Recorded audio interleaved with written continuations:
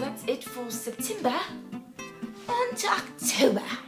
Okay, so for my October TBR, I only like to set like 4 books to read for the month, like hope that I get through just a book a week, because if I do more than that, it's in my head and it stresses me out and it gives me anxiety, and reading should be fun. Okay, so the first one is so beautiful. It is Alice Hoffman's The Marriage of Opposites. This is another one that I'm super excited about. Please don't disappoint. But Rachel's life is not her own. To save her father's business, she's married off to a widower with 3 children. When her husband dies suddenly and his handsome, much younger nephew, Frederic, arrives from France to settle the estate, Rachel seizes her own life story, beginning a defiant, passionate love affair that sparks a scandal that affects her entire family, including her favorite son, Camille, who will become one of the greatest artists of France. Dun, dun, dun. Ooh. And the inside is even pretty. It sounds good. Let's hope that it is. I'm excited for this one. The next book, an ebook, The Grace Keepers. I'm excited for this one. I received a complimentary copy. Thank you, NetGalley. Can't wait to read it. So I'll be reading that one after The Marriage of Opposites. As a Grace Keeper, Kalanish administers shoreside burials, sending the dead to their final resting place deep in the depths of the ocean. Alone on her island, she's exiled herself to a life of tending watery graves as penance for a long-ago mistake that still haunts her. Meanwhile, North works as a circus performer in the Excalibur, a floating troupe of acrobats, clowns, dancers, and trainers who sail from one archipelago to the next, entertaining in exchange for sustenance. And so I believe there's some storm that brings the two together, and I don't know, it kind of gives me a feeling of like a night circus kind of vibe, which I really love that book. So I'm also excited to read this one, and I'm looking to step more into like fantasy, that whole genre too, so excited for The Grace Keepers. Okay, and then next I want to read The Dinner. I've actually wanted to read this one. It's been on my TBR for a couple of years now. Okay, so a summer's evening in Amsterdam and 2 couples meet at a fashionable restaurant. Each couple has a 15-year-old son. Together the boys have committed a horrifying act caught on camera, and their grainy images have been beamed into living rooms across the nation.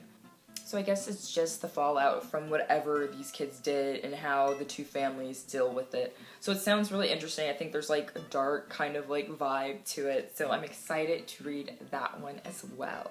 Okay, and the next one, an ebook, I'm excited to read Maybe in Another Life by Taylor Jenkins Reid. At the age of 29, Hannah Martin still has no idea what she wants to do with her life. Sign me up. I'm sold.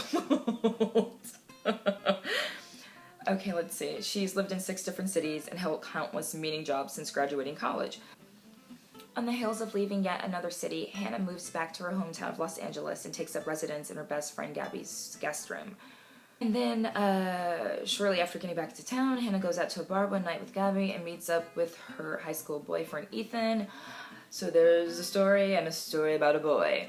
But what seems cool is that in concurrent storylines, Hannah lives out the effects of each decision. So that'll be cool. Like, that kind of sold me, because I usually don't like split narratives.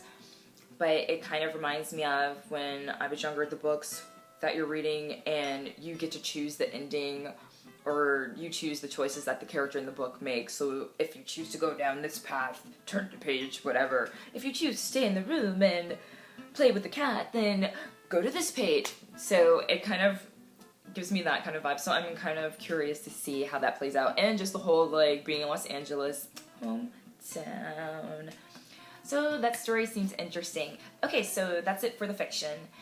And the last book, The 12 Surprising Ways Letting Go Can Empower Your Life, The Ecstasy of Surrender, by Dr. Judith Orloff.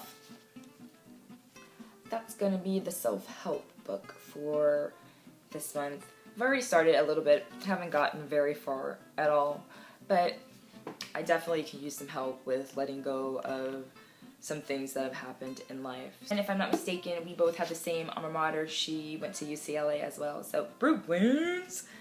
So that is what I want to read for October, guys. If I can get through those, if I'm making good progress, I have a bonus wish of wanting to read It by Stephen King. I'm really kind of scared though, because it's like 1,100 plus pages, and just, I don't know if my reading mojo anti-rut this roll that I'm on will last that long, but if it does and I make good progress, I really would love to read it. And because it's like October and Halloween month, and I've never read it, never seen the movie, horrible fear of clowns, so it should scare the pants off of me, and I'd be really excited to do that. So, what was your favorite book in September? I want to know. And what are you guys planning on reading in October? And do you guys have anything creepy or scary on your list, or any suggestions for like horror books? Because I love horror films, but I've never really, I read a couple of Stephen King things when I was younger, like junior high, but nothing in adult years. So if you guys have any recommendations for creepy or spooky or anything like that, please, please, please leave them below. And that's it for now. So I will see you guys soon. Bye.